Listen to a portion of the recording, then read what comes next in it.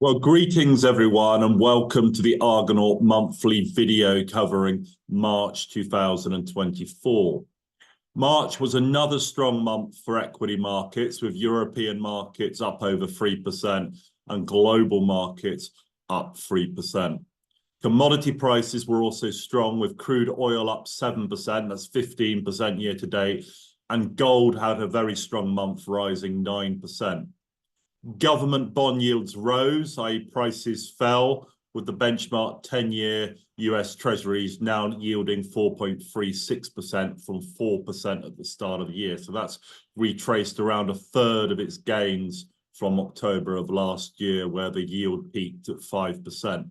And government bonds now are down on average about 3.5% year to date. The Argonaut Absolute Return Fund made 2.4% in March, making 3.5% in its long book and losing just over 1% in its short book. For more details on how we did this, please refer to our March monthly fact sheet. It was a busy month for central banks. The Bank of Japan was center stage, hiking its policy rate for the first time since 2007. Its first positive interest rate since 2016. Also officially scrapping yield curve control, but not QE. The Swiss National Bank delivered a surprise policy rate cut, whilst the Fed, the BOE and the ECB were all on hold, but gave the impression of wanting to cut rates soon. We're strongly committed to bringing inflation down to 2% over time, repeated Chairman Powell, but leaving it to the market to guess what over time actually meant and how committed the Fed could really be when the time frame was open-ended. US macro data continues to defy expectations of a slowdown. The March ISM manufacturing PMI saw its first expansionary reading since September 2022. Q4 US GDP was revised up to 3.4%, with the Atlanta Fed GDP now estimate for Q1 running at plus 2.8%. Consensus was for just 1.3% at the beginning of the year. With measures of inflation still stuck at 3 to 4%, this means that the US economy is still experiencing a boom, with nominal growth of 6 to 7%, supporting corporate earnings and credit, but at the cost of higher for longer interest rates. And Fed fund futures have now gone from pricing in 6.5 quarter point interest rate cuts starting in March at the start of the year to now just 2.5 starting in June and July. US federal government spending is running at plus 9% year on year, while the fiscal deficit is still forecast to be 6 and probably 7% at a time of full employment. With the Treasury General account already rebuilt to $800 billion before April tax receipts come in, Treasury Secretary Yellen has a war chest to keep spending until the election in November. Let's look at what Larry Summers, economist and Obama's Treasury Secretary, made of this in a recent Bloomberg interview. My sense is still that the Fed is itchy fingers to start cutting rates. And I don't fully get it. We've got unemployment, if anything, below what they think is full capacity. We've got inflation, clearly even in their forecast for the next 2 years, above target. We've got GDP growth rising, if anything, faster than potential. We have financial conditions, the holistic measure of monetary policy, at a very loose level. I don't know why we're in such a hurry to be talking about moving towards the accelerator. The itchy fingers of central banks who want to step on the monetary accelerator cannot be easily reconciled with the current observation of booming nominal growth owing to imprudent fiscal stimulus. It means full fiscal and monetary stimulus being applied to an economy which is already booming. The fund initiated some long gold mining positions in early March. Let me explain why we think gold should remain well bid.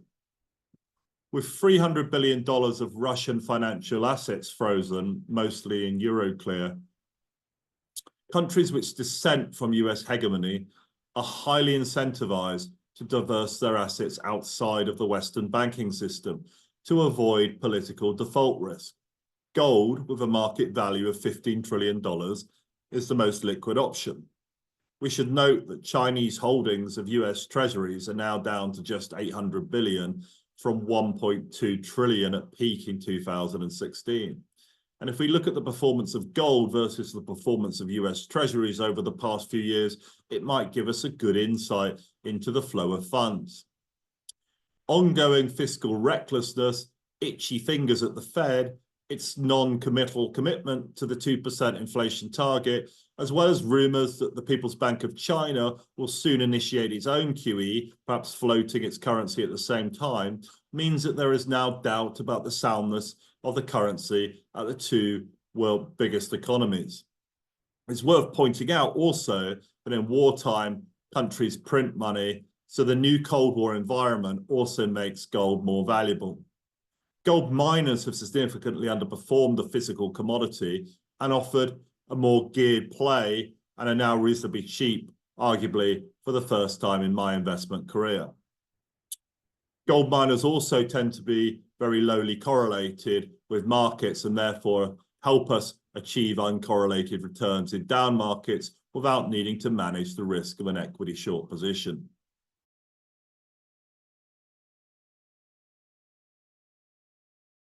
The fund has also benefited from the strong performance of its long positions in European defence stocks, an industry which until recently had been in a bear market since the fall of the Berlin Wall in 1989. Western countries in 2022 remarkably spent the same amount on defence in absolute terms as in 1989. Britain spent $70 billion versus 68 billion in 1989. France 57 versus 55 billion. Germany actually spent less, 58 billion versus 63 billion. Throughout the 80s, Britain would spend 4 to 5% of GDP on defence versus just over 2% at the moment. And Germany and France would spend over 3% of GDP on defence versus 2% and 1.5% respectively at the moment. But the Russian invasion of Ukraine, with words of encouragement for across the Atlantic, has been a watershed moment in European thinking on defence expenditure, with European NATO countries all now seemingly accepting that 2% of GDP should be a new floor on annual defence budgets. The US currently spends 3.5% of GDP, or $860 billion, on defence per annum. The rest of NATO spends $400 billion, roughly 1.7% of GDP. Europe would need to spend 3.5% of GDP on defence to match the US in absolute terms. Put this in context, Russia now spends $120 billion, or 7% of GDP, on defence, and unofficially, this could be as high as $160 billion, or 10% of GDP, 40% of entire Russian government spending. NATO allies have to date provided Ukraine with $108 billion of military aid, of which the European share has been just $43 billion. Now, European countries have also donated most of their ammo and useful weaponry to Ukraine and are capacity constrained in ramping up their production. Hence, their non-military aid has been much higher. Equally important is how much of the defence budget is actually spent on hardware.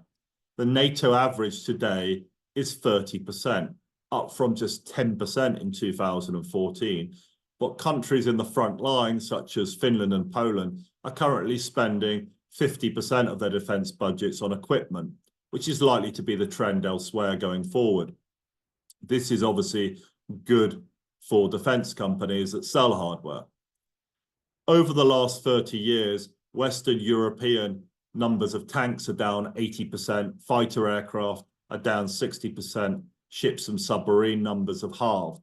There's currently an acute shortage of ammunition and useful hardware as stocks have been donated to Ukraine. NATO's now recommending 30 days of ammunition inventory versus 5 days a couple of years ago, but Ukraine has postponed Europe's ability to rearm. The biggest problem European defence companies currently have is ramping up production to meet demand, hence why governments are offering longer contracts and better payment terms. The EU is also determined for its countries to procure at least half of its hardware locally. However, it is likely to take over a decade to rearm, and there are many people wondering if Europe actually has that long.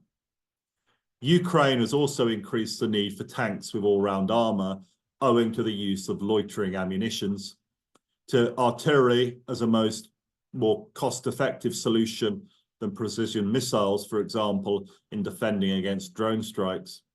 And because of advances in intelligence, space and submarine are also growth areas, since these areas are now the only stealth activities.